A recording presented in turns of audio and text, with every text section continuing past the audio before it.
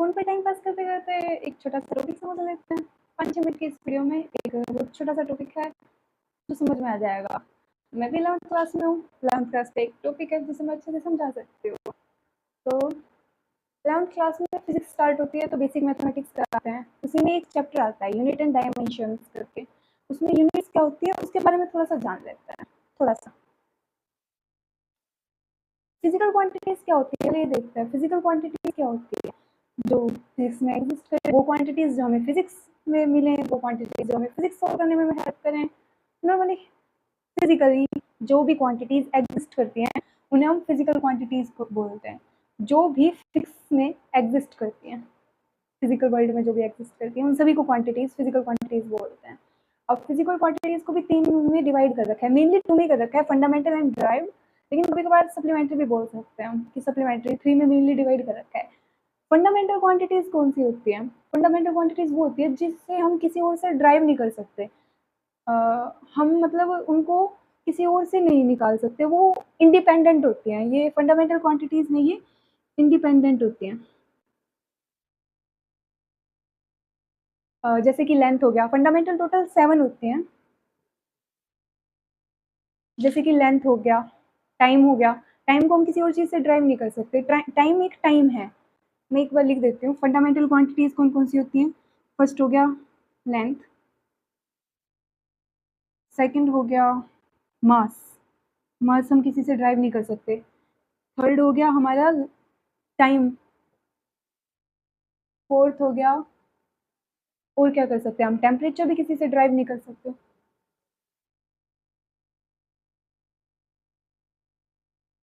फिर फिफ्थ हो गया क्वांटिटी ऑफ सब्सटेंस, कि सब्सटेंस कितना है, अमाउंट ऑफ सब्सटेंस, जिसे हम मोल में काउंट करते हैं केमिस्ट्री में, वो भी एक फंडामेंटल क्वांटिटी है, उसे हम किसी से ड्राइव नहीं कर सकते कि इसका अमाउंट कितना है।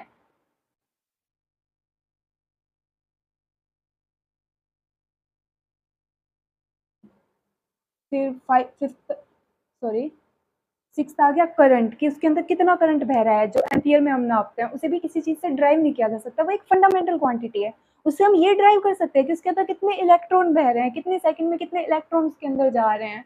बट हम ये ड्राइव कभी नहीं कर सकते कि उसके अंदर करंट कितना बह रहा है, ये कहीं से ड्राइव नहीं किया जा सकता, इसलिए करंट हो गया। एंड सेवंथ हो गया लुमिनस इंटेंसिटी।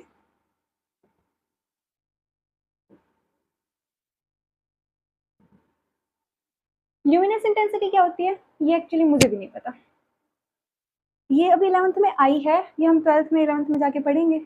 बस इतना जानना है कि ल्यूमिनस इंटेंसिटी है, उसकी जो यूनिट होती है उसे बोलते हैं हम कैंडेला, एसआई यूनिट, सीडी लिखते हैं, होती है कैंडेला,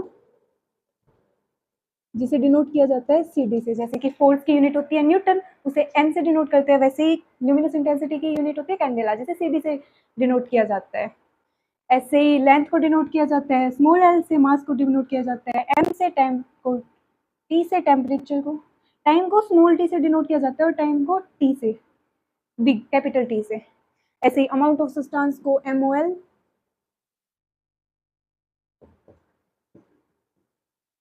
और करंट को एम्पियर। ये जो सातों क्वांटिटीज हैं ये फंडामेंटल क्वांटिटीज के अंदर आती हैं। सातों क्वांटिटीज ये फंडामेंटल क्वांटिटीज है, यानी हम किसी और से ड्राइव नहीं कर सकते। लेकिन वही बात करें अगर ड्राइव्ड क्वांटिटीज की, तो उन्हें हम फंडामेंटल क्वांटिटीज के द्वारा ड्राइव कर सकते हैं, यानी उन्हें क्रिएट किया जा सकता है। जैसे कि एरिया लगा लो, वो होता है लेंथ इंटू लेंथ। जैसे अगर रेक्टेंगल का एरिया दिखे तो L into B, length into breadth. ऐसे ही अगर स्क्वेयर का दिखे तो साइड इंटू साइड, वो लेंथ इंटू लेंथ, यानी कि एल इंटू एल, यानी एरिया। मान लो इसके एग्जाम्पल अगर हम देखें तो एरिया हो गया, एरिया की वो क्या हो जाएगी, एल स्क्वेयर, लेंथ का स्क्वेयर हो गया। ऐसे ही एरिया के बाद वॉल्यूम हो गया, वॉल्यूम को भी हम फंडामेंटल क्वांटिटीज से ड्राइव कर सकते हैं, length into length into length. ऐसे ही फोर्स हो गया, फोर्स क्या होता है, मास इंटू एक्सेलरेशन, मास एक फंडामेंटल क्वांटिटी है, एक्सेलरेशन क्या होता है, F is equal to M into A, mass mass हो गया, वो एक फंडामेंटल क्वांटिटी है। एक्सेलरेशन क्या होता है,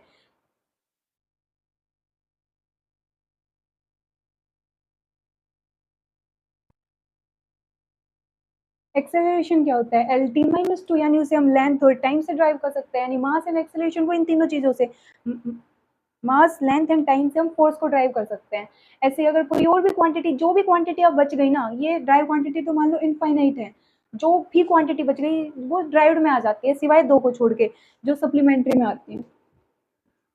ड्राइव में और एग्जांपल क्या लिख सकते हैं हम? वॉल्यूम, जो कि L क्यूब होती है, उसके अलावा फोर्स हो गया, उसके अलावा क्या लिख सकते हैं हम? कोई भी प्रेशर हो गया, प्रेशर भी हम ड्राइव कर सकते हैं, हम फॉर्मूले से निकालते हैं प्रेशर को।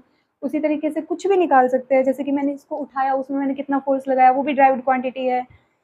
ये गिर रहा है, फ्री फॉल हो रहा है, उसका भी जो वैल्यू निकालेंगे वो एक ड्राइव क्वांटिटी होगी। इसी तरह से इसमें तो बहुत सारी क्वांटिटीज निकल जाएंगी, लेकिन सप्लीमेंट्री क्वांटिटीज की बात करें तो ये एक अलग चीज हो गई। ना तो ये फिजिकल क्वांटिटीज में ना तो ये फंडामेंटल होती है ना ड्राइव, यानी या तो ये किसी से ड्राइव भी नहीं किया जा सकती और ना ही इनसे कोई और ड्राइव की जा सकती है। मतलब ये भी किसी और से ड्राइव होकर नहीं आई है, ये फंडामेंटल से ड्राइव नहीं हुई है, लेकिन इनसे कोई और क्वांटिटी भी ड्राइव नहीं की जा पाएगी। इसमें 2 होते हैं मेनली। एक तो हो गया एंगल। कौन कौन से एंगल होते हैं? जैसे कि प्लेन एंगल और सॉलिड एंगल, या मैं भूल गई थी।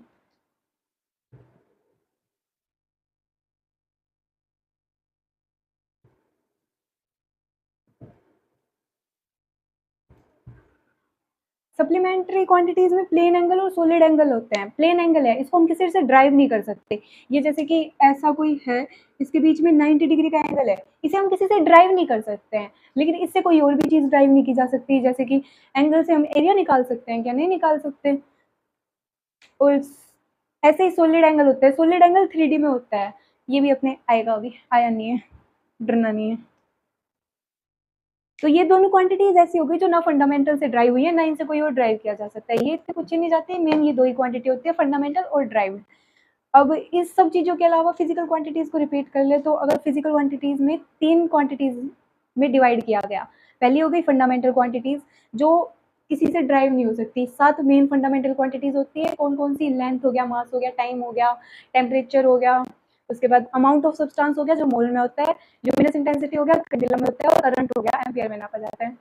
उसके बाद आ गया ड्राइव्ड क्वांटिटीज। ड्राइव्ड क्वांटिटीज कौन सी होगी? जो फंडामेंटल से हम ड्राइव कर लेते हैं, जैसे कि एरिया और वॉल्यूम हो गई, force, pressure, gravity, force, acceleration, जो भी चीज़ है, जितनी भी हम कैलकुलेट करते हैं वो सारी ड्राइव्ड क्वांटिटीज में हो गई।